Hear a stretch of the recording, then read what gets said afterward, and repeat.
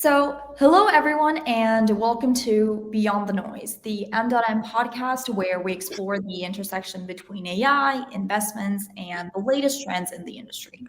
I'm Andrea, and I'll be your host. Today, we're opening the first episode of 2026 with a fundamental question. If AI is everywhere, we can see it in headlines, in boardrooms, in product roadmaps. Why is it still so hard for investment managers to scale their portfolio management and explain it to the growing set of clients? We are definitely no short of data, tools, models, and yet portfolio managers today are still navigating persistent information overload, rising client expectations, and challenges when it comes to scaling and streamlining their processes. So maybe the real transformation in 2026 isn't about more intelligence, more technology. It's about being able to scale that decision making, personalization, and clarity without losing that centralized control. Today, I'm joined by Axel Maier, who's a partner and head of business development at M.M, and Christina Viglietta, VP of US operations at M.M. Thank you both for joining me today. Sure.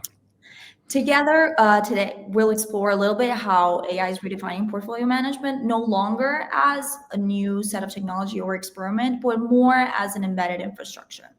So, Axel, I'd like to start with you. As I said before, we're entering 2026 with an ongoing information overload, persistent challenges when it comes to scaling and streamlining operations and investment management. And even if AI is everywhere, like this technology is no longer new, everyone knows about it, everyone has the capabilities or the option of integrating it. Why is it still so hard to manage portfolios at scale and explain them consistently? For me, I look at four different things in that context. Yes, there's more information complexity. We had that 10 years ago as well. But I think the way information is delivered now and what it contains is different. So we have much more polarization, much more misinformation, which of course leads to the question, how can you really get unbiased data? And without unbiased data, you cannot use the great scaling tools that exist already. So I think it's about really figuring out how can you make sure that the data you have is clean enough from these biases as polarization, as misinformation, also as a lack of regulation, maybe. So I think that makes it more difficult. So it's not a question not having the tools, it's about what actually goes into them. The second one is if you look at how a younger generation is actually using data and where it sources it from, is also going through a transformation. So yeah, a lot of younger people might use social media as a source of information, see it as factual news. So as investors, we have to take this into consideration where we want to make sure that we scale, whether it's reporting, whether it's portfolio customization, etc. Have to make sure that that's considered as well, so that it's in alignment with what the clients have. Then, of course, regime changes. You mentioned there are shifts, but also, the shifts. The reasons for shifts start to change as well, and that has to be taken into consideration. Just to give you one example, so the share US dollar has in foreign currency reserves around the world has going down from about 70% to about 55%. So that means a lot of different things. It means there's less demand for US Treasury. There's higher demand for government bonds from Asian and emerging and European markets. The growth for non-US dollars is increasing since global trading blocks might settle their transactions now in a different currency. And so, this all comes together when you think about efficiency, customization, scaling. You have to make sure that you follow that trend and that your tools you use actually are able to capture that. And so the last thing I would do also, what's the role of the human in all of that? It's, I think, at the end of the day, the one who conveys values. And, considering what's good, what's bad, this is something that's very hard for AI to capture.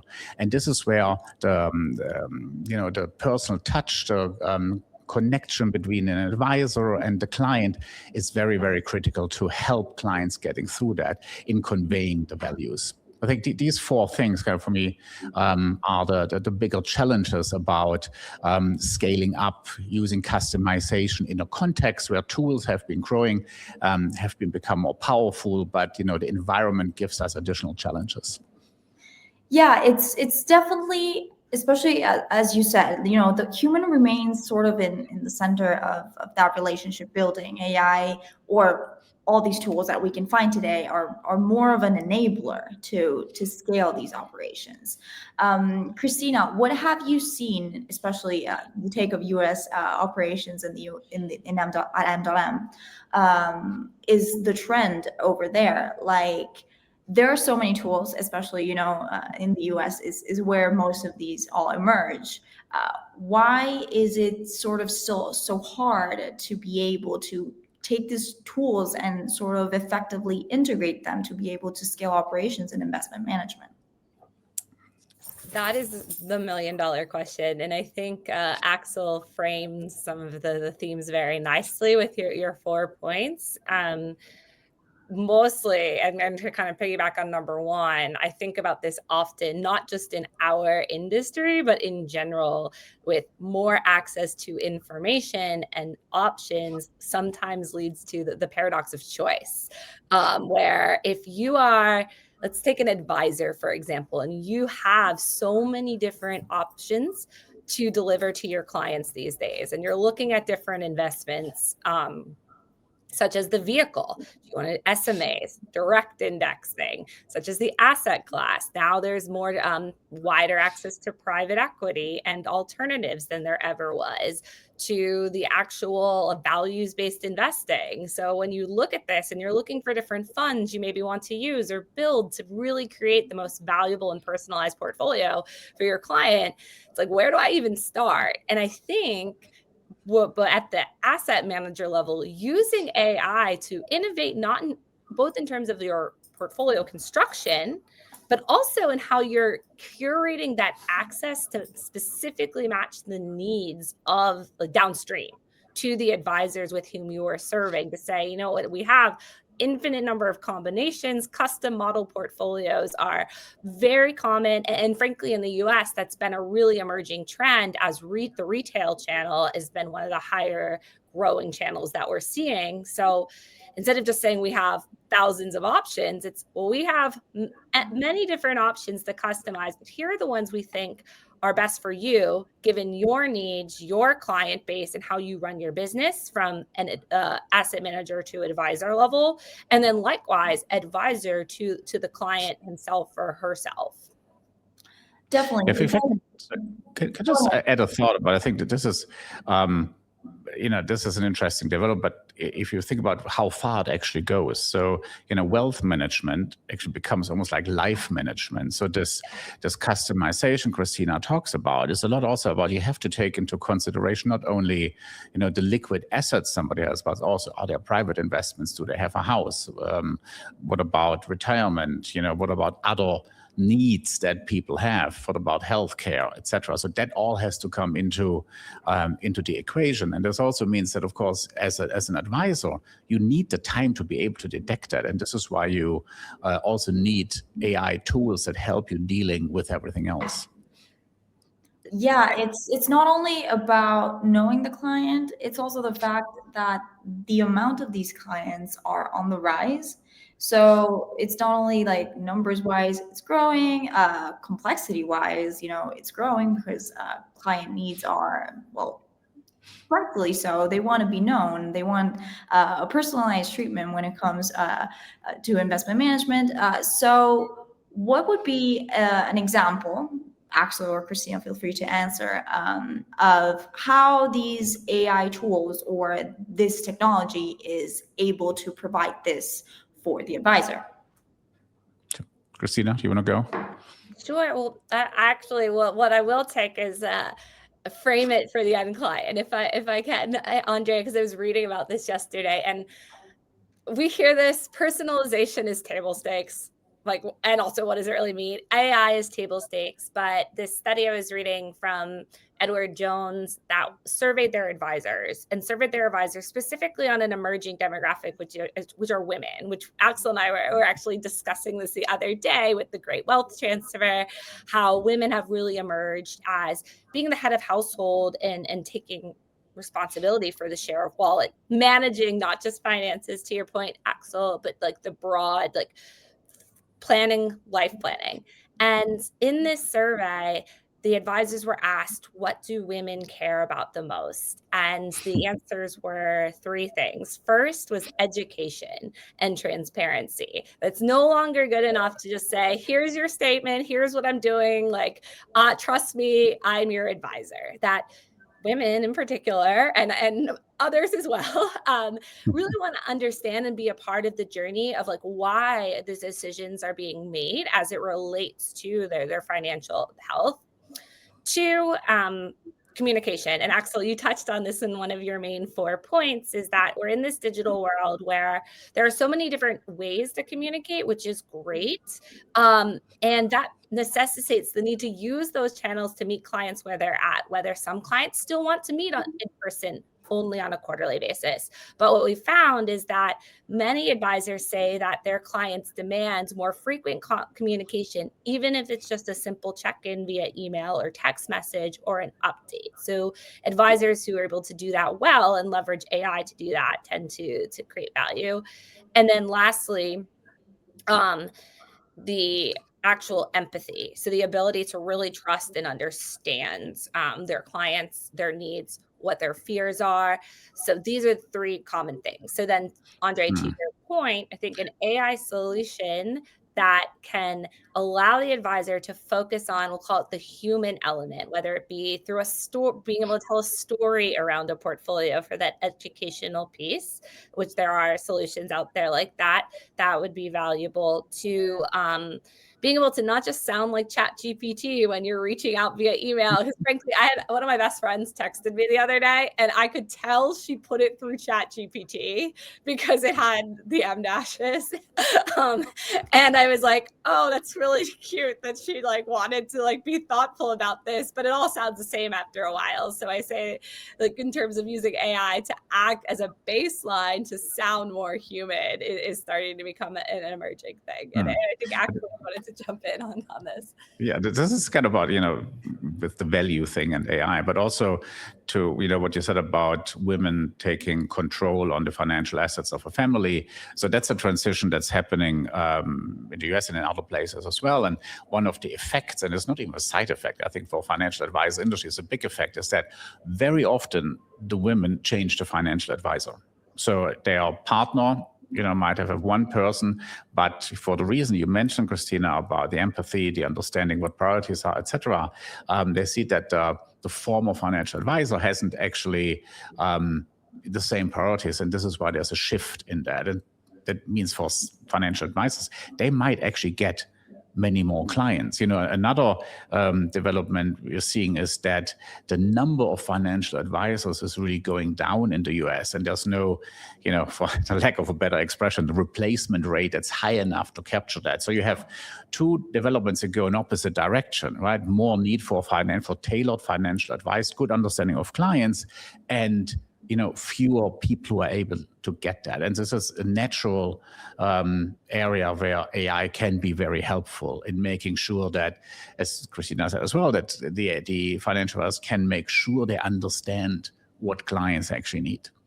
And then have a tool that, puts it together at the end of the day. So I think when we talk about scaling, Andrea, what you mentioned initially, this is very critical. And it's also then understanding, what problem do I have to solve? And so I use the right AI to do that. ChatGPT is not equal AI.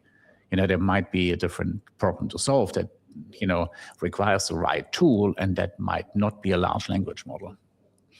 Yeah, and this sounds like, revolutionary, because you guys say there's a growing set of clients, growing set of expectations, less advisors. This technology exists. However, the investment managers are still kind of not like struggling a little bit when it comes to integration, maybe not struggling. These are big organizations. It comes with a big change integrating this technology if you want to do it correctly with a change of mentality. What would be your advice to these investment managers that have to yet start this integration process? I would say advice number one, you should get started.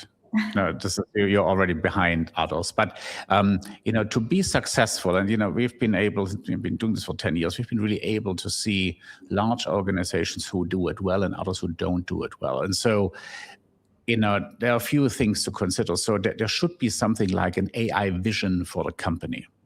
Right, so a very broad roadmap, what should be done, what needs to be done. There needs to be a lot of communication internally so that everybody who is involved and is affected understands that that's an opportunity and not a threat. It's very, very critical. Otherwise, especially large companies, you will have people torpedoing the development from the side. So this ongoing communication of the vision and the steps implemented are critical. And then it's also clear with a technology that's moving so fast. It's developing so fast. You cannot say, I do this year and then that the other year and the following year, since there will be development, but you have to be able and flexible to see, okay, this is my direction and I will adjust that direction depending where you are. And then again, communicating. But at the end of the day, if firms are not, taking that up, being very serious about it, and you hear about the developments we have just talked about, they will fail. There's no question about that.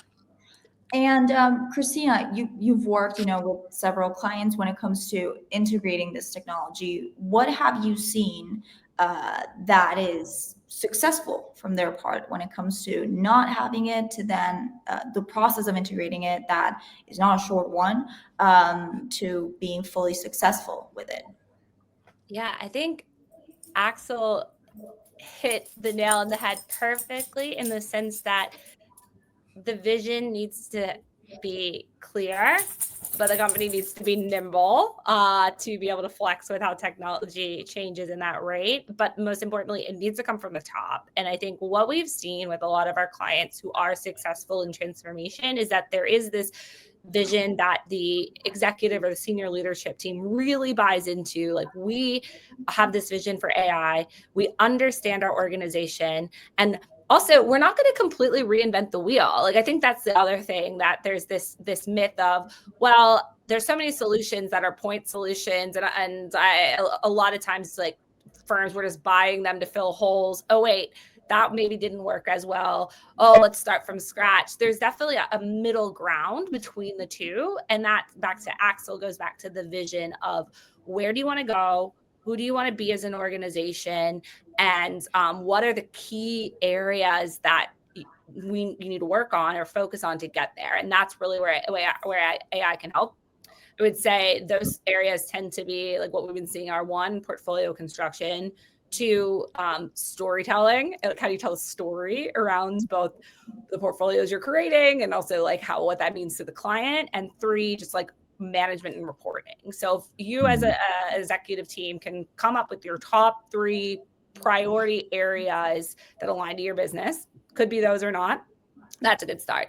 But then, in order to make it effective, being able to deliver change management, because Axel, you highlighted a really important piece of that, which is the fear of replacement or displacement that might occur across an organization. So what we've seen is that we'll have a transparent leadership who has this vision, understands why the vision matters, and then is able to and frequently and clearly articulate the benefits of that to their team, to say, like, you are emboldened to be a part of this because the human element is so essential. So working with clients like that, and we frankly advise that teams about this, is really what we've seen as a strategy that works.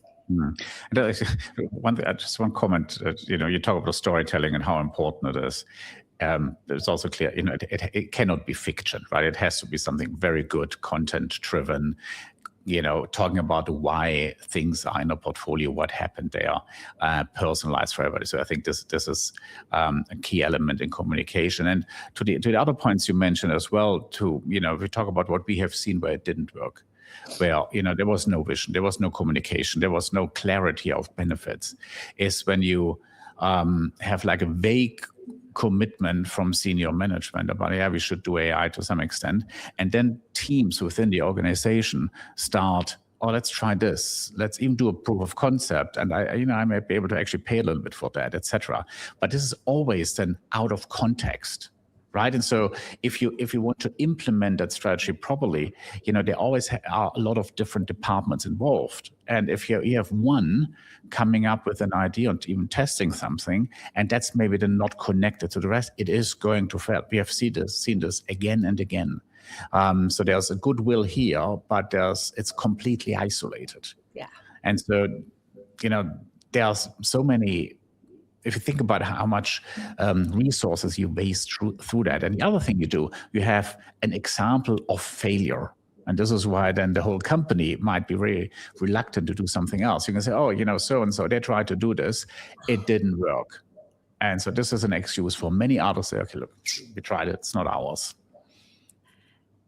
That is so true. And this is a tangent, but I always think I used to, I started my career on a trading desk. And one thing we used to always discuss is the concept of like, did we have a good process, even if the decision didn't work out, versus being lucky of, oh, you bought a security and it went up. That meant that you made a successful decision. And I think what you just said reminded me of that, is that building the right process, culture, environment is more important, even if it doesn't work. Like people are so afraid of that failure and frankly penalized for it. But we would encourage you to give it a try. Mm-hmm. At the end, it's a little bit of a combination of both. You want to have, the good process, but also the good result, Yeah. Well, you would say consistent quality process tends to lead to better results over time in the long term. Yeah, I think if you get back to the beginning of our talk today, so, when we planned that session internally, we thought about also using terms like, this is a turning point. And we said, well, this is actually not a turning point. With turning point, you change directions. But, looking forward of what AI can do within 2026, it's about, it can be an acceleration point for everybody's company, right? It's like using it well, taking it very seriously, having a holistic vision for the firm, what it can do, and then sticking to it and implementing it step by step, being willing to be flexible. This is what's needed. And it's almost coming to the point where, the differentiating factor would be not doing it.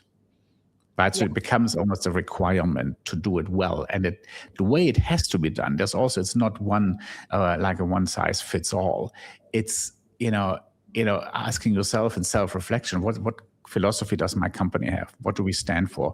And how can I use these AI tools to make it better for our clients? Can I emphasize the point you said about doing it well? Because today AI is such a buzzword that many companies say, we do AI, we have AI, but it's a simplified version of ChatGPT, unfortunately. So it is important to emphasize, like, are you doing it well? As you said, do you have a roadmap, a vision of how it could potentially scale your operations? It is not only to help you draft your emails, but also to scale all of your activities, to get to know your client better. It is way more than that.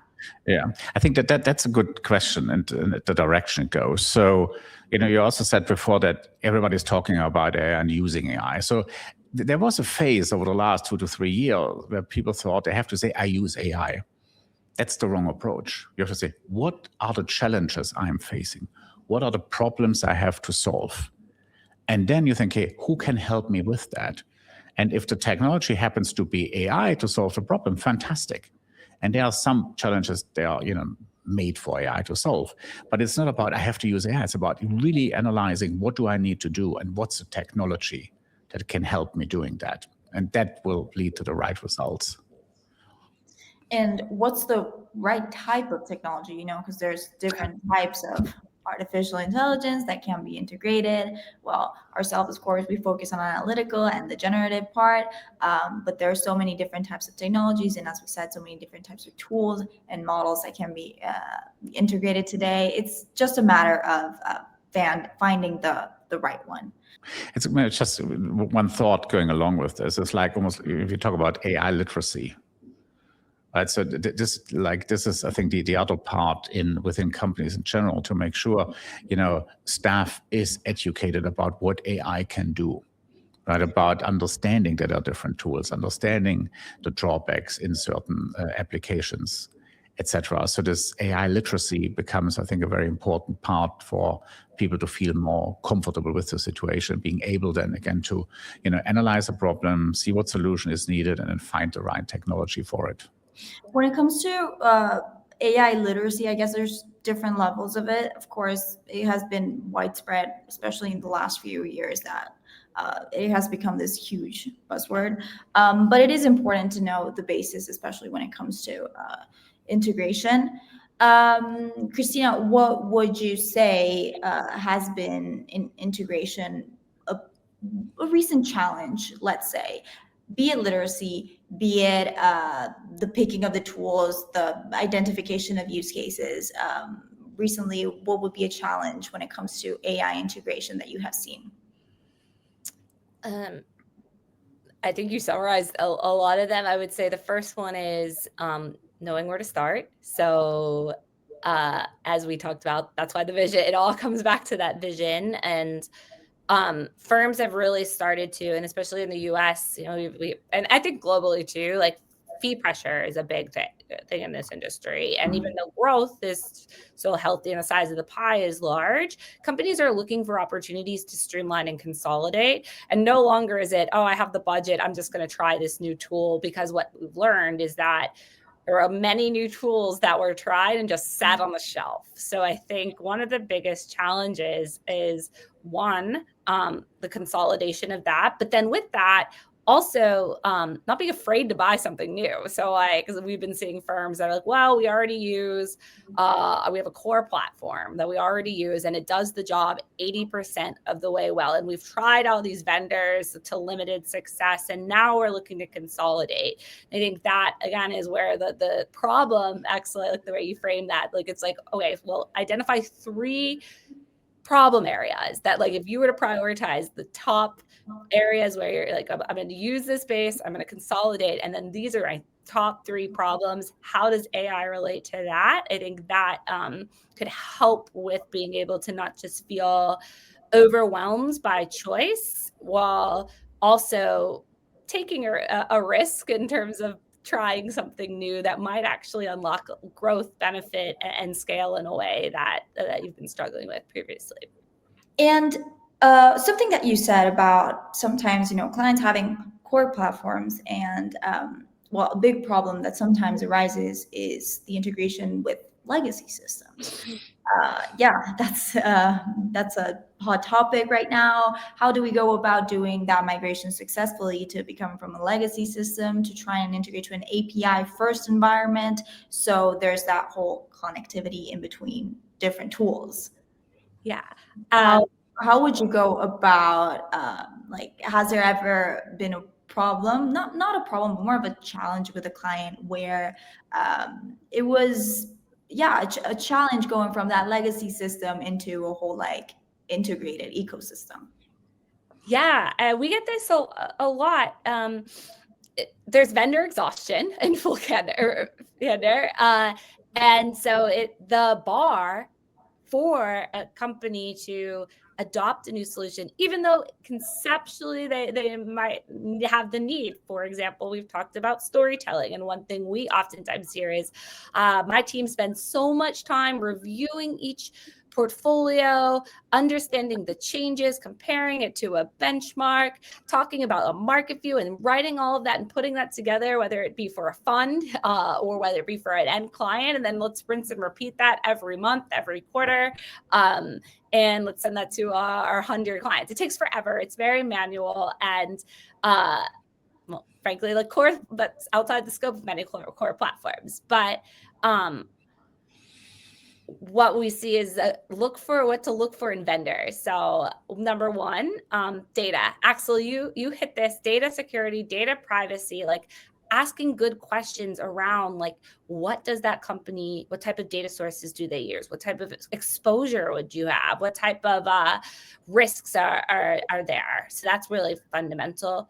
Two, I think culture, and I do think with anything, having some sort of shared values, and Axel, it's funny, you also mentioned this, of what is the culture of the company that you're considering, and how does it align with my corporate values? What is the integrity of them, and really getting to know the organization. And then three, Andrea, to your point, this concept of API first or API native, like that's something that legacy systems, which were built in a different world, like they're are starting to evolve towards, but it's like steering the Titanic. So there's an opportunity for vendors that are built in a way that is more flexible or API first, that can enhance value by having that integration flexibility and capability. So those would be, I think, some of the things to think about when you're looking to consolidate and be more focused on how you're leveraging external technology to help with your strategic vision. This is why this holistic approach is very critical, and why like these pieces and bits and trials doesn't usually work, since that's a critical part. If you cannot implement it properly, it's a failure. Well, I think this is a good place to close and wrap up today's conversation. We've definitely shed light on that, how today in 2026, it's not about simply adopting AI or new tools. It's sort of more about redesigning how companies are able to integrate it and how they are able to make these decisions in order to integrate it, such as Axel's roadmap that he mentioned earlier. Of course, clients expect more personalization, trust requires more transparency, and that the firms that win won't simply move faster or integrate more. They'll have to scale intelligently without, scaling that chaos. They'll have to personalize portfolios and explanations in a more systematic way. Because in a world where AI is everywhere, the real differentiator is not anymore the access to tools, but it is more how consistently and intelligently decisions are executed. So Axel and Christina, thank you so much for your insights today. And to our listeners, thank you so much for tuning in. And if you have any more questions or want to get in touch with us, you can contact us at our website at www.m.m.ai. Well, thank you everyone, and see you the next episode. Thank you.